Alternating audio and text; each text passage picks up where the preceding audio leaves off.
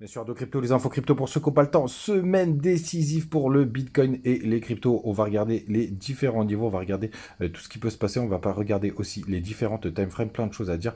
Ce soir, c'est parti avec un BTC qui reprend les 26 000 dollars. On est à plus 0,5%. Ethereum, plus 1%. On est à 1680 dollars. On a XRP qui fait un joli rebond, 3,3%.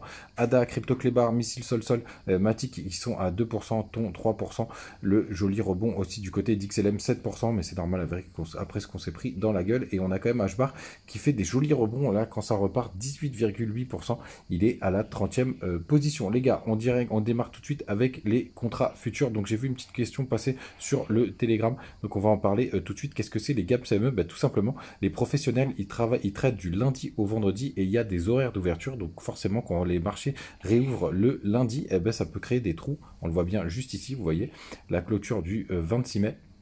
Hop, et une réouverture le lundi avec ce qu'on appelle un gap. Et très souvent, ces gaps sont amenés à être comblés. Donc là, vendredi, on a clôturé, on a clôturé on va regarder tout de suite, à oh ben non, je vous dis des bêtises. On a clôturé à 26 000 dollars. Donc là, on est à 26 100. Donc ça crée un petit gap. Et on a même eu un gap avec le crash. Ça, c'est très intéressant à voir. On a un gap qui s'est formé en semaine. Ça, c'est beaucoup plus rare pour le coup avec les ouvertures des marchés. Regardez, c'est très intéressant. Donc on a quand même un gap haussier qui date de de jeudi à vendredi. Mais on a quand même un gap baissier pour cette ouverture lundi. Donc je pense quand même qu'on va aller se combler ce petit gap. Ce qui nous ferait un rebond vers les 28 000 dollars. Mais il y a beaucoup de choses très intéressantes à regarder. Mais sachez-le, et il faut surtout les regarder le dimanche soir. Du côté du weekly, pourquoi je vous parle du weekly, les gars? Parce que je considère que les semaines sont décisives et que c'est la bougie weekly qui va être très intéressante, puisqu'on est sur un niveau très important, puisque vous voyez, on est en train de travailler les 0,38,2. Pour l'instant, on est pile dessus. Et souvenez-vous, si jamais on perd ce niveau, hop, attendez, je réajuste mon Fibo. Vous voyez, la mèche s'est arrêtée pile dessus.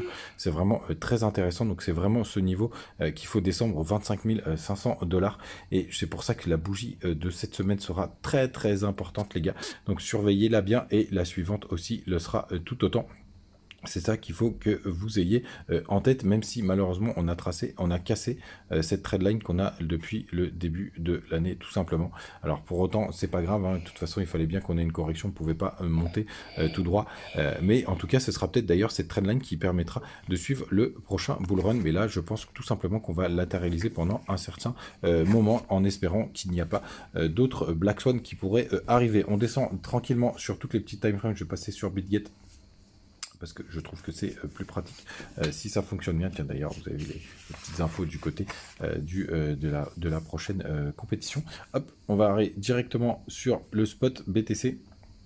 Et regardez sur du daily, pour l'instant on voit qu'il se passe pas du tout, on n'a aucun signe de retournement, on est en train de se calmer après cette grosse chute. Du côté du 4 heures, pareil, rien de très intéressant, on voit juste qu'il y a un niveau qui commence à être défendu, qui est vers les 25 750 dollars, et quand on descend en 1 heure, on voit qu'il y a un petit range aussi qui est en train de se former, donc entre les 25 008 grosso modo et hop, les 26 189 dollars, donc rien de très intéressant pour le moment, et je pense qu'on va digérer. Je serais pas surpris qu'on reste quelques temps dans ce petit range, les gars. Donc pas d'infos très importantes. Comme d'hab, n'hésitez pas à nous rejoindre sur le Telegram, j'ai répondu en direct à Quentin sur les gaps CME, tu le verras sur la vidéo. Et aussi, ce que je voulais vous partager, c'est surtout que la pression, elle peut venir aussi d'ailleurs, les gars. Donc vraiment attention avec le Nasdaq et le SP500. Je pense que c'est très important de bien regarder ce qui se passe de ce côté-là, même si on commence à être sur un support intéressant. Mais le gros support du SP500 est aux alentours des 4000 points grosso modo. On le voit bien juste ici. Hop, regardez cette magnifique ligne qui est juste là. C'est 4100 points même plutôt.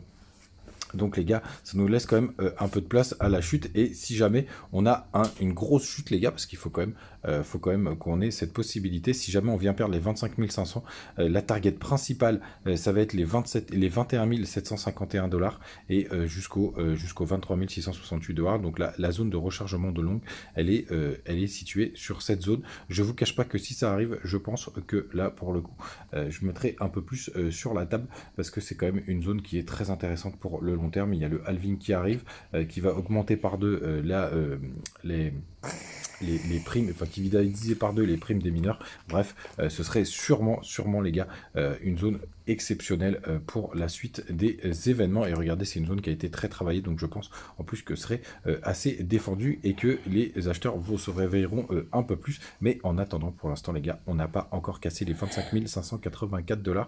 Et regardez bien ça en weekly. Vous savez tout les gars, passez une très très bonne soirée. On se retrouve comme d'hab tous les jours et n'hésitez pas à rejoindre sur Twitter, Telegram, bref. Ciao ciao.